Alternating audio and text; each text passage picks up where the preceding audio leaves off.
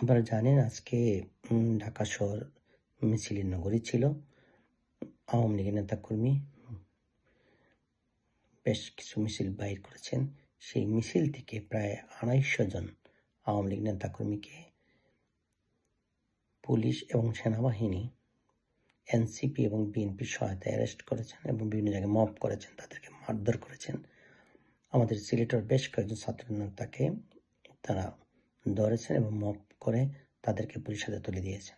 আমি শুধু পুলিশকে বলতে চাই, আপনারা তো ভুলে গিয়েছেন গত বছরের ঘটনা।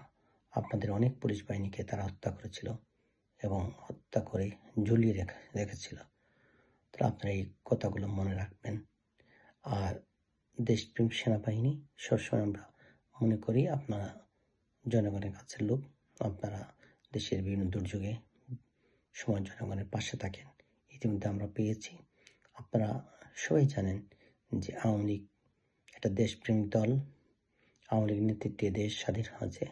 আজকে ইউনূস সরকার অন্যায়ভাবে আওয়ামী লীগকে ব্র্যান্ড করে রাজনীতি করতে দেওয়া হচ্ছে না, যার কারণে আওয়ামী লীগ সহ আওয়ামী লীগ অঙ্গ সংগঠন এর প্রতিবাদে রাজপথে মিছিল করতেছে।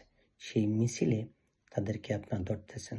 আমরা আশা করব আপনাদের কাছ থেকে নিরপেক্ষ ব্যবহার পাব এবং অবিলম্বে সকল নেতাকর্মীকে ইতিমধ্যে অ্যারেস্ট করে তাদেরকে মুক্তি চাই।